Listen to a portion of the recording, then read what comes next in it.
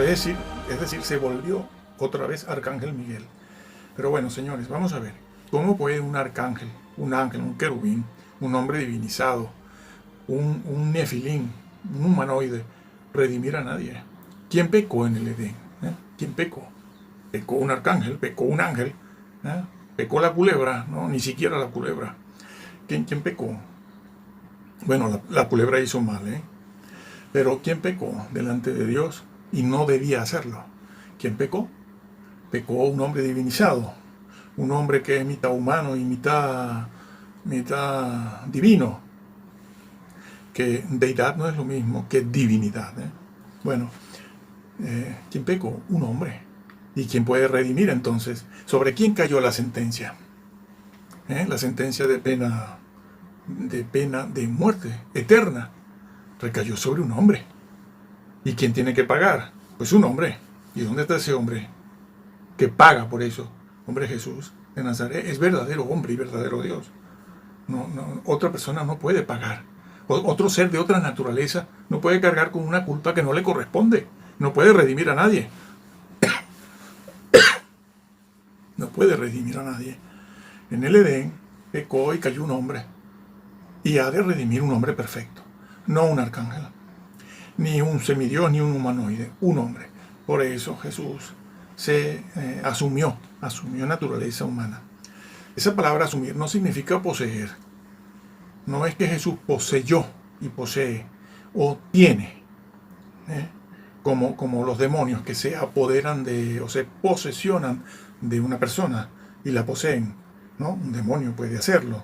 Un endemoniado, un ser humano puede estar endemoniado porque tiene un demonio. Sí, pero la naturaleza humana no pertenece al demonio. Ni al demonio le pertenece la naturaleza humana, ni la naturaleza humana a ella le pertenece el demonio, ¿no? Jesús no poseyó una naturaleza humana. No nació Jesús y entonces vino el Hijo de Dios y se metió dentro. Nada de eso. Eso es una herejía tremenda. Entonces Jesús no es verdadero hombre. No. Cuando concibió María, concibió allí dentro, en su vientre, concibió al hijo mismo. Al Hijo mismo. El Hijo mismo toma naturaleza, la asume en su propia esencia de deidad, de Dios, la asume para sí. Es verdadero hombre. Por eso puede redimir. Por eso la redención se obró. Y el diablo fue vencido. Claro. Porque un hombre dijo, sí se puede. Sí se puede. Por eso el Señor dijo, confiad, yo he vencido. Yo he vencido. Bueno, pues eso, así. Aparte de que los ángeles no tienen la santidad ni la perfección absoluta necesaria para redimir. No la tienen. Quien tenía que redimir era un ser perfecto, completamente santo. No santo como un gran profeta, como Elías o Isaías. No es esa la santidad de Dios, ni la que Él requería de un mediador. Esa santidad, pues es una santidad que los hombres o los profetas o los grandes hombres como Moisés o el mismo Bautista tienen o tenemos en algún grado, mayor o menor, pero la santidad de Jesús era absoluta y por eso Él dijo, quien de vosotros me redarguye de pecado. Hacía falta esa santidad. Los ángeles no la tienen. ¿Cómo que la tienen? No la tienen. ¿O es que los ángeles no cayeron? Cayeron. ¿Por qué cayeron? Porque no son inmutables. Y su santidad no es absoluta. Se dice en el libro de Job que Dios puede hallar necedad en sus espíritus, en sus ministros, en sus ángeles. Claro. Porque Dios es Dios. Dios es Dios. Los ángeles, por muy elevados que sean, lo que tienen es un grado de santidad, un grado limitado que pueden guardar o pueden violentar. De hecho, violentaron. Y no solo una vez. Y ángeles de muy alto nivel. Bueno, parece que el querubín alado era algo así como el querubín protector, sí. Era algo así como la mano derecha del Señor. Pero allí mismo estuvo la traición. Jesús, no, hombre, bueno, no, a Dios no lo puede tentar nadie. A Dios no lo puede tentar nadie, absolutamente nadie. La prueba, bueno, el diablo lo tentó con todas sus fuerzas en el desierto de la tentación y no se pudo hacer nada. El diablo no pudo, no lo tentó de todas las formas y maneras y trató siempre de hacerlo y le causó un dolor que en otros vídeos lo hemos dicho, un sufrimiento físico aparte del mental, espiritual, le causó un dolor físico que nadie en esta tierra todavía ha pasado. Y el Señor lo aguantó, no cedió, no cayó en ninguna provocación ni tentación. Dios puede ser tentado, no puede ser tentado, no puede ser tentado. Hay una herejía corriendo por ahí, y es lamentable porque las personas que están haciendo esto además van cobrando dinero a través de todas estas agencias bancarias que hay por internet. Sí, sí, claro, por supuesto. Es una manera de desglorificar al Señor. El Señor cuando dijo, ¿quién de vosotros me redarguya de pecado? Estaba simplemente diciendo lo mismo que se le dijo a María, el santo ser que nacerá. Allí se usa el vocablo ser. Véanlo en el original. ¿A qué se refiere ser? El santo ser. Allí la palabra santo no se refiere otra vez a... no trae el concepto de santidad que se le da a un profeta, ¿no? O a Moisés, por ejemplo. Repito otra vez. No, santo es la santidad de Dios, que es la santidad absoluta. Absoluta. Que su nombre es santo, no amor. Su nombre es santo. Y habita en santidad, dice Isaías. Él habita en santidad y se llama santo, con mayúscula. Bueno, el santo ser que nacerá, todo era santo. El Señor, cuando dijo, ¿quién de vosotros me redarguye de pecado?, estaba refiriéndose a que Él no había cometido, ni cometería, ni cometió, ni puede cometer un pecado de omisión o de comisión. Pero es que tampoco lo cometió de inclinación, ni de intención. Era un ser completamente libre, completamente santo, una santidad. La santidad de Dios la tenía Él. ¿Por qué? Porque Él tenía deidad. Su persona era deidad. Era deidad. Pero claro, algunos han dicho que para que entonces, si eso es así, como dice la Biblia, entonces él nunca podía ser tentado. ¿Por qué? Porque dentro de su ser, en su persona, en su naturaleza, no existía una disposición hacia el pecado. Y entonces enseñan, recientemente han colgado un vídeo por el que piden dinero además, han colgado un vídeo donde dicen, no, él sí tenía una naturaleza en la carne, dicen, en la carne, para que pudiera ser o experimentar de manera real las tentaciones. Está equivocada esta persona, ¿no? Hay un montón, como dice y esto que, como dice Pablo en el libro, en 2 de Timoteo, que le dice, se amontonarán maestros. Bueno, se están amontonando maestros que van leyendo libros, blog por aquí, blog por allá, buscando opiniones, pareceres. Después forman ellos mismos su doctrina y la lanzan. Pero eso es un error decir eso. Desglorifica al Señor. Ponerlo a Él en la carne como a cualquier otro humano. Entonces, no sería cierto aquello de el santo ser que nacerá. No. Eso sí es cierto. Y se los voy a explicar. Esta persona que va poniendo cientos de vídeos diciendo barbaridades, apela a que Jesús tenía que tener una naturaleza humana exactamente igual a la nuestra, inclinada al mal, aunque no haya pecado, pero inclinada al mal, para que pudiera experimentar las verdaderas tentaciones del diablo y de la sociedad y del mundo y de la vida. Un error tremendo. Porque si no, entonces no era tentable. Un momento. Satanás fue creado malo. Fue creado con una necesitaba estar inclinado al mal para que al final se rebelara y creara todo lo que ha creado. No. Adán, vamos con hacía falta eso para pecar, para rebelarse. para codiciar. El diablo pecó él solito pecó, ¿eh? Y era perfecto, lleno de una sabiduría que dicen que era la envidia de las demás criaturas. Entiéndase envidia en el buen sentido, en un sentido sano. Era la envidia de todos los demás seres cuando lo vieron su belleza, su creación, su sabiduría, su conocimiento, su posición en el universo. Era la creación máxima de Dios. El ángel protector, querubín protector, necesitaba estar inclinado al mal para que al final se rebelara y creara todo lo que ha creado. No. Adán, vamos con Adán. Adán, ¿cómo fue creado? Estos creyentes creen que Adán fue creado neutro.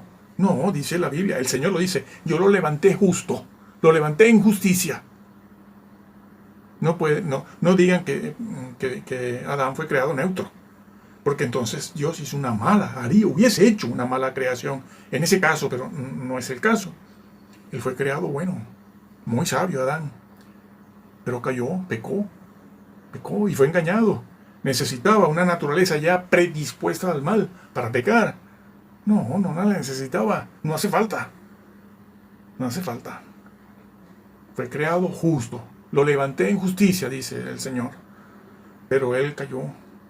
Y después los que vinieron después también cayeron porque quisieron, no porque estuvieran mal predispuestos hacia el pecado, no, porque quisieron. Jesús, aunque era santo, tenía la santidad de la deidad, perfecto, no necesitaba estar luchando con su propia naturaleza, ¿no? Pecaminosa, no. Él no luchaba contra sí mismo, no había algo dentro de él que lo inclinara al mal, que lo inclinara a cometer algún pecado, alguna transgresión. No. Nunca él sintió eso, pero podía ser tentado. ¿Sí? ¿Con qué? Con aquello que era su punto principal, el punto neurálgico de su existencia misma, que era que el reino.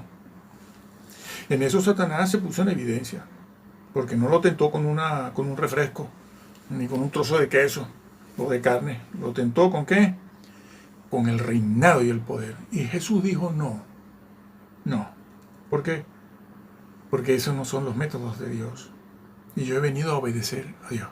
Y él fue tentado como humano, pero su persona era la deidad. Tenía deidad. Imposible. ¿Quién de vosotros me redarguye de pecado? Nadie me redarguye. Ni de omisión, ni de comisión, ni de inclinación, ni de intención. Nada. No digan lo contrario, porque eso a él no le agrada nada. Nada, no. Y no entran por haber tergiversado la doctrina más importante de la redención. Pueden pensar otras cosas diferentes de las que están en la Biblia en cuanto a otros temas que pareciera que no tuvieran importancia. Bueno, veremos. Pero en cuanto a la persona y la obra del Señor Jesús y la deidad, la redención, su sangre, no tuerzan nada, porque se pueden llevar una sorpresa desagradable. Bueno, sí, claro. Es que Hebreos 1 lo dice.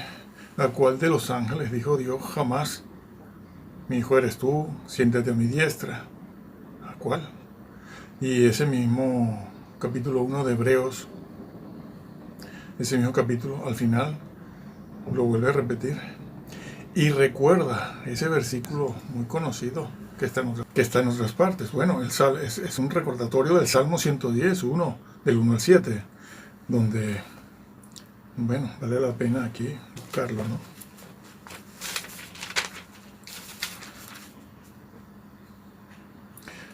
Allí dice el versículo 13 y 14, dice, pues, ¿a cuál de los ángeles dijo Dios jamás siéntate a mi diestra? Ese mi ángel no es un ángel normal, no es un arcángel, no es un querubín, un serafín, como tanto estamos repitiendo aquí. Ese mi ángel es una posesión especial. Ese ángel es sus entrañas.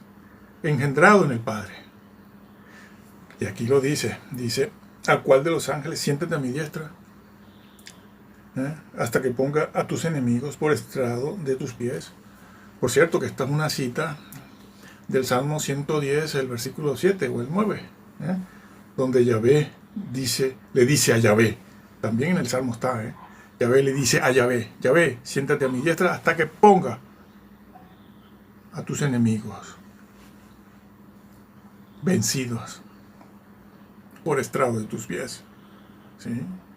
Eso del Salmo 110 es esto que está aquí en Hebreos 1, ¿no?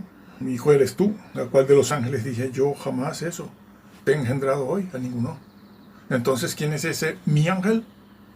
El ángel de Yahvé, que tiene deidad. Josué, Moisés, quita tu calzado de tus pies porque estás en terreno santo. Eso no lo dice ningún ángel, ni arcángel. Así que en el libro de Hebreos también está aquí. Sí, bueno, me parece escucharlo, ¿no? Pero es que eso mismo todo está dicho en el Salmo 2, muy conocido, ¿no? Vamos a ver.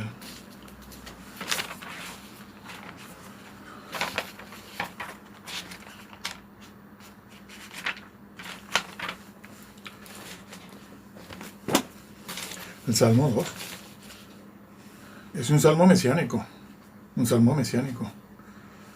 El versículo 7 dice, yo publicaré el decreto, Jehová me ha dicho, mi hijo eres tú. Mi hijo eres tú, yo te he engendrado hoy. Es lo que está en Hebreos, es lo que está en el Éxodo. Es lo que está en el Éxodo. Pídeme y te daré por herencia a las naciones. Lo que está en Apocalipsis y lo que está dicho en otras partes también, pero Apocalipsis y aquí. Y hacia el final, el versículo 12 dice, honrad al Hijo para que no se enoje y perezcáis en el camino, pues se inflama de pronto su ira.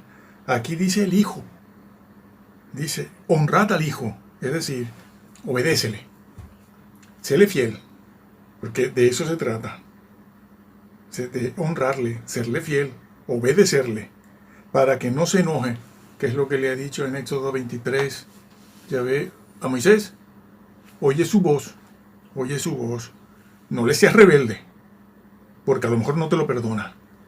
Es lo que está dicho aquí en el Salmo también. Está dicho. Es coherente la Biblia. Hay coherencia. Coincide todo. Y perezcas en el camino. Bueno, el ángel de Yahvé, el Señor, es la segunda persona de la deidad. Sí que trajo juicio allí en el desierto. Que se lo había dicho el Padre ya. Y entonces dice, repito todo el versículo, honrad al Hijo. Allí en Éxodo era mi hijo, mis entrañas, para que no se enoje. No, es amor. Dios es tanto amor como justicia. Y perezcáis en el camino, pues se inflama de pronto su ira. Sí, Dios tiene ira, claro. Por supuesto. Es que si no, esto sería un desastre completo. No hubiera habido redención ni habría justicia. Y repito lo de antes. En la Biblia el vocablo amor no se utiliza como nombre propio de Dios. Pero el vocablo santo sí. ¿Cuál es su nombre? Santo. ¿Dónde habita el amor? No dice eso la Biblia de Dios. Dice que habita en santidad. Es el atributo superior, aunque todos los atributos pesan lo mismo. No hay uno mayor que otro. Todos pesan lo mismo. Bueno, eso está dicho allí en el Salmo. Corrobora Hebreos, corrobora Éxodo, el Salmo 110, corroborado por Juan 1.1, por Filipenses 2, Colosenses 2.9 o 2.6, que dice el apóstol Pablo, hablando de los ángeles, arcángeles, los eones famosos, esos intermediarios o mediadores, que es a lo que se refiere Juan cuando utiliza el vocablo logos, griego, porque escribía a griegos, gente con mentalidad griega. ¿Qué dice entonces Pablo allí en Colosenses a la iglesia de Colosas? una iglesia muy próspera, ¿eh?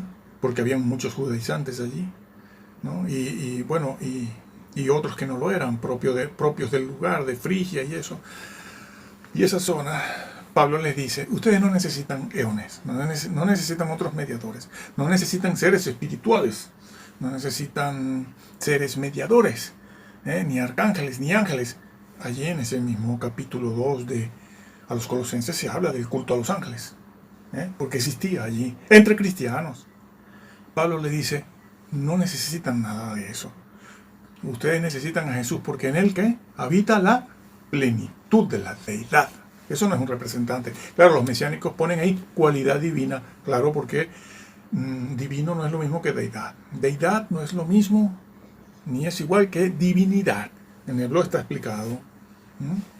Está explicado en las clases en los escritos que damos. Bueno, entonces allí está, en Colosenses. Habita la plenitud.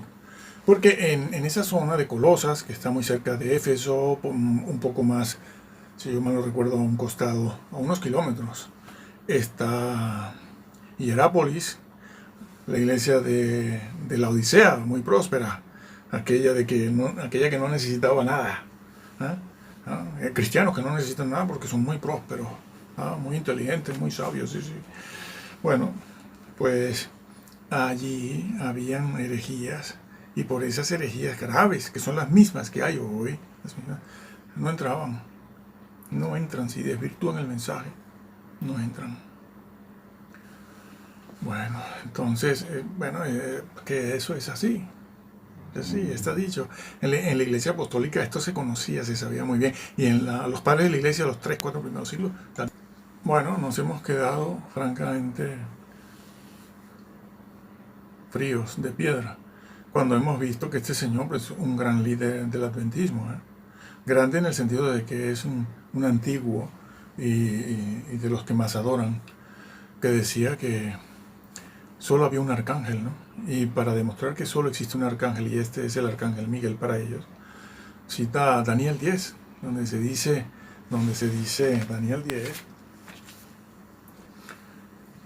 ahí el capítulo 10, el versículo 13, donde se dice, y vino para ayudarme, dice, entro de cabeza a mitad del versículo 13.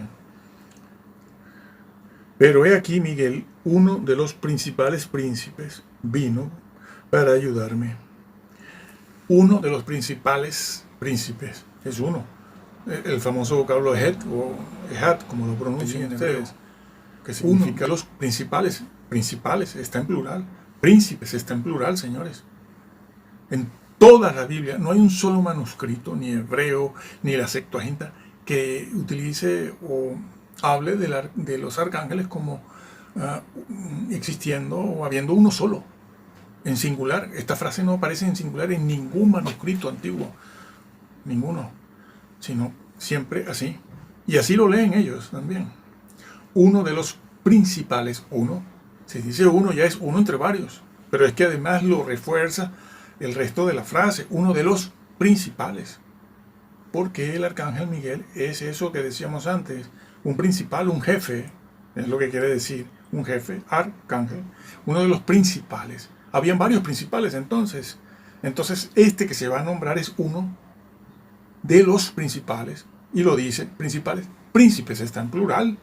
Este señor se dio el lujo de decir que era una mala traducción. Yo me he reventado durante años buscando el hebreo que diga o ponga esta frase en singular. No aparece. Es uno de los principales. ¿Por qué? Porque hay varios arcángeles. El arcángel Gabriel es otro arcángel. Y apelan también a Judas, versículo 9, donde se habla del arcángel Miguel. Bueno, haciendo referencia o apoyándose en el libro de Enoc, porque no habla del arcángel Miguel. Pero es que si fueran consecuentes con sus enseñanzas y quisieran buscar la verdad, tan solo tienen, por ejemplo, que leer, que yo recuerdo en este momento, el capítulo 20 de Enoc. Lo pueden buscar ustedes, lo pueden buscar. El capítulo 20 menciona a todos los arcángeles, son 7. Miguel, Gabriel, Rafael, Uriel, Sael, no me acuerdo de todos. Bueno, están allí los 7 y se mencionan a lo largo de todo el libro de Enoch y en otra parte de la literatura judía también. Bueno, si fueran consecuentes y amaran la verdad, ese libro de Enoch al que tanto citan, lo leerían y verían que hay otros arcángeles. Pero no, claro, la masa que está escuchando, la manada, pues no hace esto, ni lo sabe tampoco. Simplemente creen lo que le dicen. Como te vas a otra denominación y allí creerán lo que le digan allí. Y te vas a otra denominación y creerán lo que allí digan. Nadie se molesta en averiguar nada. Muy poco de cada 1001. Porque bueno, ya yo estoy bien aquí. Además, como ya yo creo,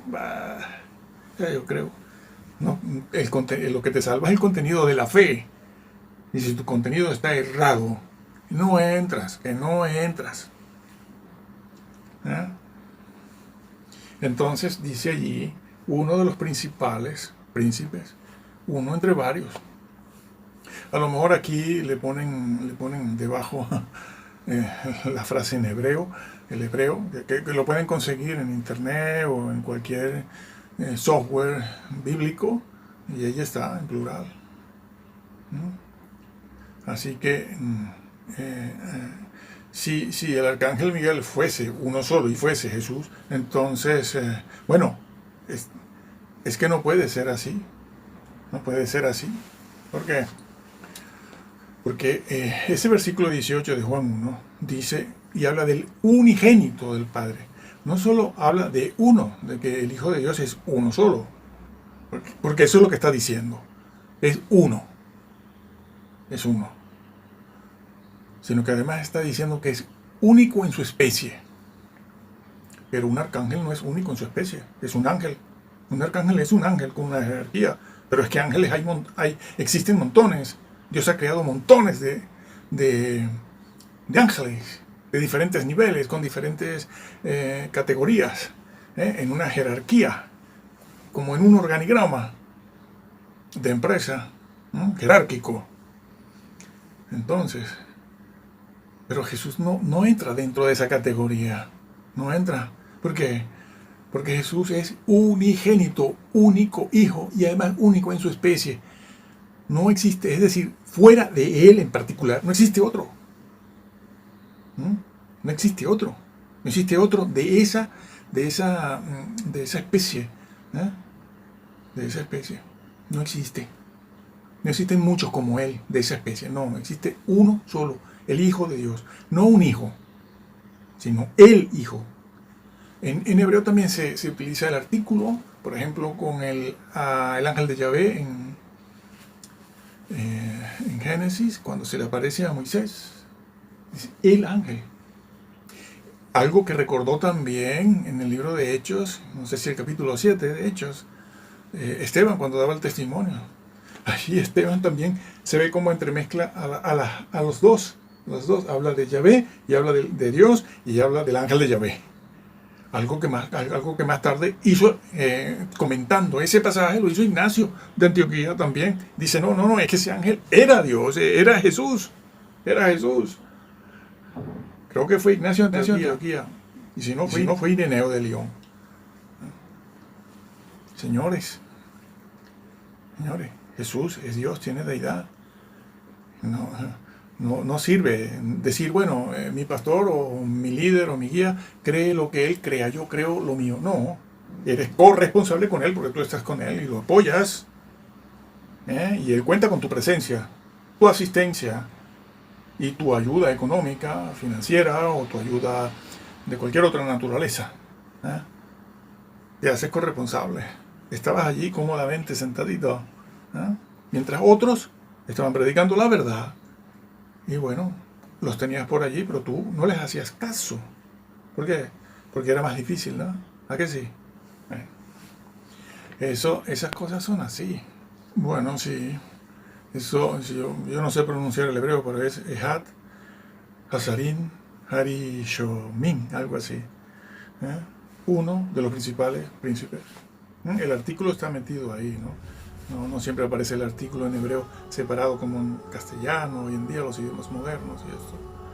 Bueno, pero ahí está, eso es, no hay más. Jesús no es un arcángel. Un arcángel no salió, no es engendrado por él, ni está en su seno.